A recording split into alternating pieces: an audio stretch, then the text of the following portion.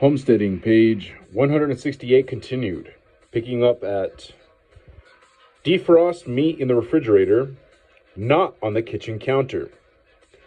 Marinate meat in the refrigerator. Don't save marinade to reuse. Marinades are used to tenderize and flavor the jerky before dehydrating it. If your food dehydrator doesn't heat up to 160 degrees Fahrenheit or 165 degrees Fahrenheit for poultry, steam or roast meat before dehydrating it. Dry meats in a food dehydrator that has an adjustable temperature dial and will maintain a temperature of at least 130 degrees to 140 degrees Fahrenheit throughout the drying process. Page 169. Preparing the meat. Number 1. Partially freeze meat to make slicing easier. Slice meat across the grain 1/8 to 1/4 inch thick. Trim and discard all fat, gristle, and membranes or connective tissue. Number 2, marinate the meat in a combination of oil, salt, spices, vinegar, lemon juice, teriyaki, soy sauce, beer, or wine. Marinated jerky. 1/4 cup soy sauce. 1 tablespoon Worcestershire sauce. 1 teaspoon brown sugar. 1/4 teaspoon black pepper. 1/2 teaspoon fresh ginger, finely grated. 1 teaspoon salt. 1.5 to 2 pounds of lean meat strips, such as beef, pork, or venison. Number 1. Combine all ingredients except the strips and blend. Add meat, stir, cover, and refrigerate at least 1 hour. Number 2, if your food dehydrator doesn't heat up to 160 degrees Fahrenheit, bring strips and marinade to a boil and cook for 5 minutes. Number 3, drain meat in a colander and absorb extra moisture with clean, absorbent paper towels. Arrange strips in a single layer on dehydrator trays or on cake racks placed on baking sheets for oven drying. Number 4. Place the racks in a dehydrator or oven preheated to 140 degrees Fahrenheit or 160 degrees Fahrenheit if the meat wasn't pre-cooked.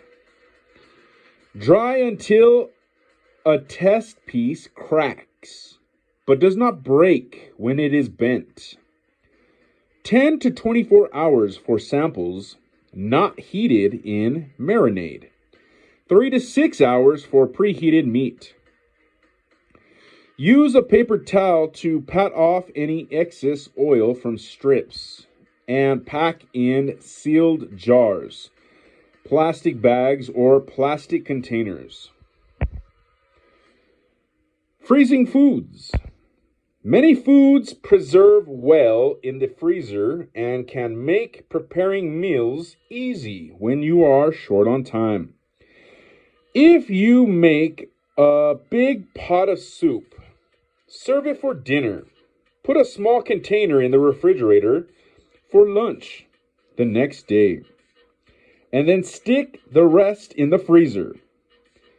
A few weeks later, you'll be ready to eat it again, and it will only take a few minutes to thaw out and serve. Many fruits also freeze well and are perfect for use in smoothies and desserts, or served with yogurt for breakfast or dessert. Vegetables frozen shortly after harvesting keep many of the nutrients found in fresh vegetables and will taste delicious when cooked. Frozen fruit is perfect for making smoothies. Plastic containers with lids are ideal for freezing food. Containers for freezing. The best packaging materials for freezing include rigid containers such as jars, bottles, or Tupperware. The freezer bags or aluminum foil. Sturdy containers with rigid sides are especially good for liquids such as soup or juice because they make the frozen contents much easier to get out. They are also generally reusable and make it easier to stack foods in the refrigerator.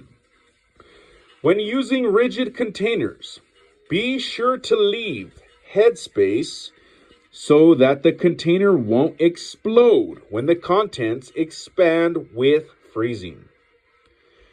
Covers for rigid containers should fit tightly.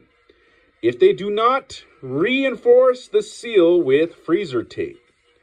Freezer tape is specially designed to stick at freezing temperatures.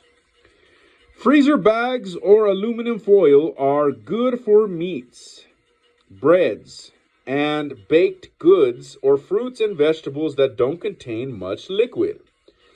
Be sure to remove as much air as possible from bags before closing. Headspace to allow between packed food and closure.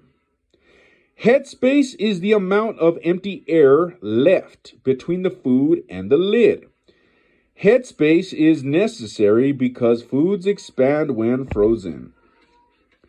Type of pack. Liquid pack. A container with wide opening. For a pint, go a ½ inch. For a quart, go 1 inch. For a container with a narrow opening, for a pint of liquid pack, go 3/4 an inch. And for a quart, go 1½ inches. For a dry pack container with a wide opening, for a pint, go a ½ inch, and for a quart, go a ½ inch. For a dry pack container with narrow opening, for a pint, go a ½ inch, and for a quart, go a ½ inch. For juices container with a wide opening, for a pint, go a ½ inch, and for a quart, go 1 inch. For juices in a container with a narrow opening, go 1½ inches and to 1½ inches for both a pint and a quart. Fruit packed in juice, sugar syrup or water, crushed or pureed fruit. Fruit or vegetable packed without added sugar or liquid. End of page.